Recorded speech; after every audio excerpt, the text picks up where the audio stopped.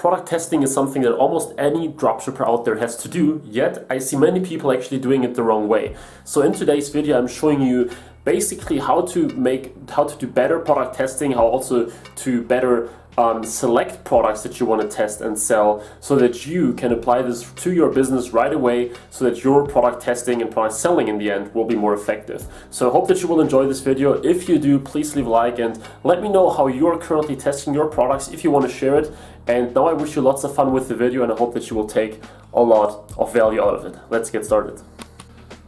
Alright guys, so when it comes to product testing, there are many things that people actually do wrong, and in this video I want to give you an alternative, or I want to give you some tips on how to improve your product testing process. First of all, let me describe what many people are doing right now, and probably you'll find yourself doing exactly that. So many people test products like this. First, they go to like AliExpress, they pick some random products, probably they pick some best-selling items because they think that they can replicate the success of this product in their own store, so they use the products from AliExpress that they find in these top sellers. Then in the store they throw them in, in probably a general store, testing a lot of products at once, putting all of them in. Normally this is a pretty quick and straightforward process, and then in the third step they use Facebook ads most of the time, probably also Google ads or something, to promote these products in a very competitive marketplace. And in the end, they test a lot of products. They are testing all the time. I know people who test 10, 20 products a day or more,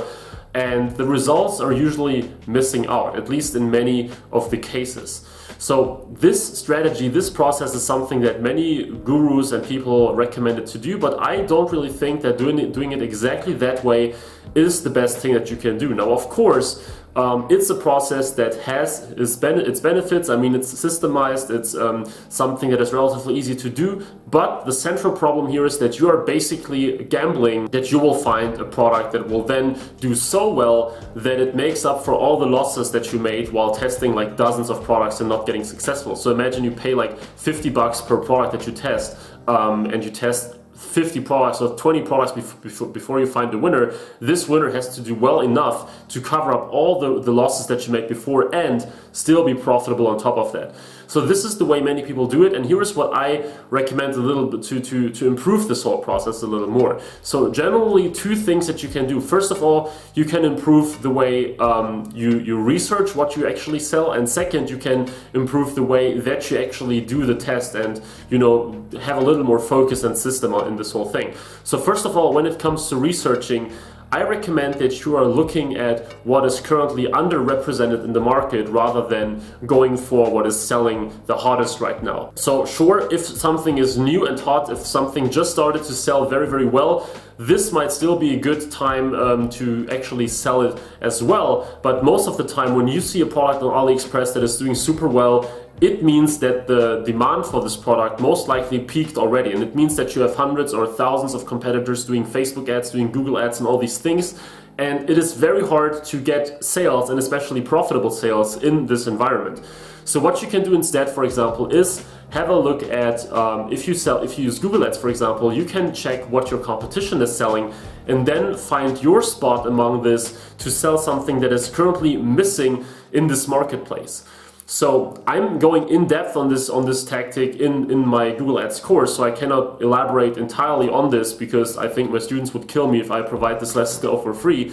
But in general, in a nutshell, what you can do is check on Google and see whether you can find information about products that are currently underrepresented in the marketplace and find your gap here. So the products that do the best are normally not the ones that are selling tens of thousands of times per day on AliExpress.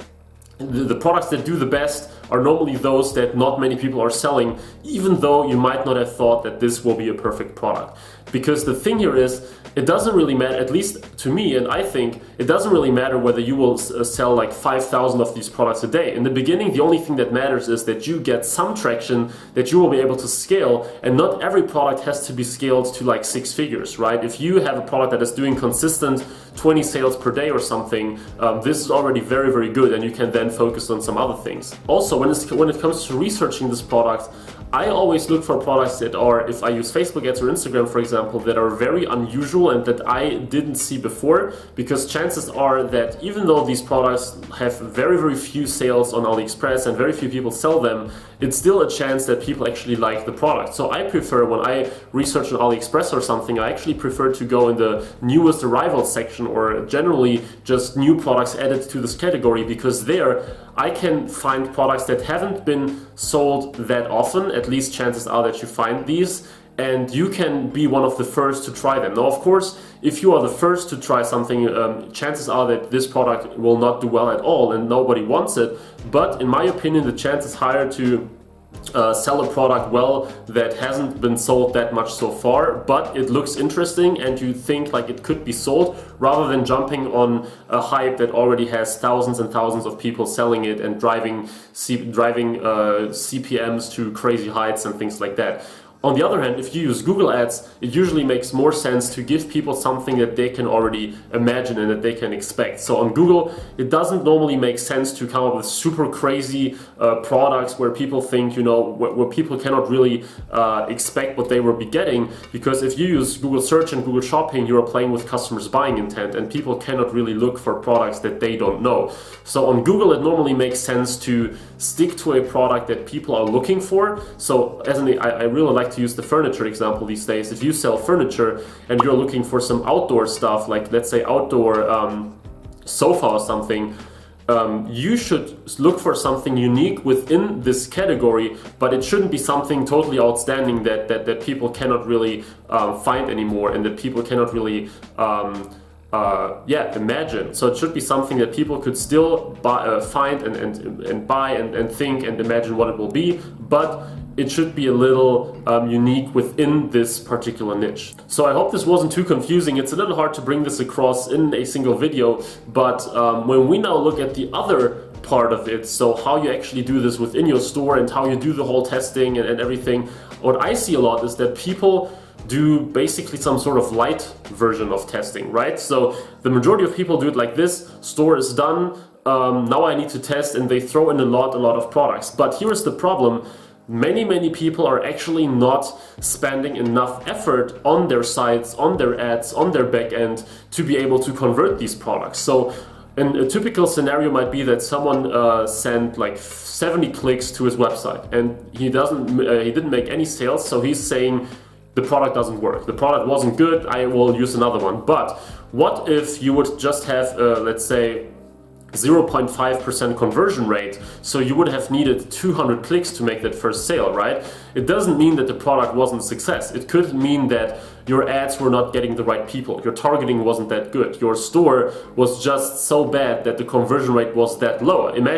Remember that the normal conversion rate is like 2%, and it's pretty easy to fall down to 1 or 0.5% if your store is very bad.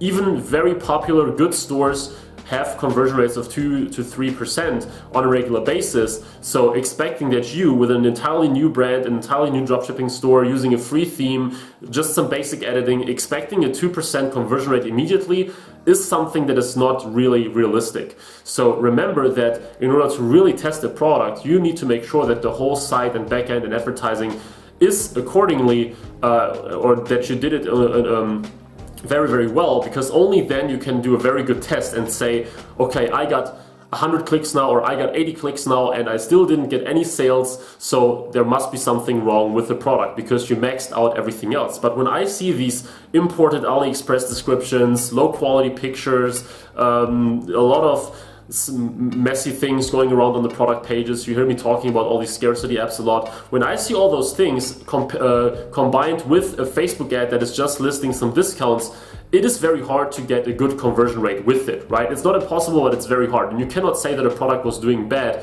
just because you did it and you tested it in a very bad way. So the next time you test, do it like this. Find your products, let's say 10 products you want to test.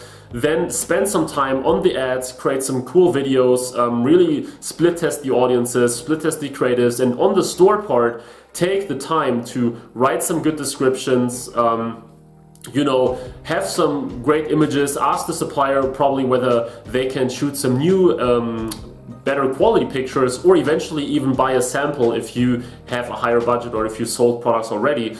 Because all these things will increase your conversion rate. Probably also think about a paid theme or hire someone to do some customizations to your store. All things to increase conversions, to make it look better, to make people more comfortable, then follow up with retargeting and things like that. And you will see whether your store is actually the problem and everything around it, or the product, right?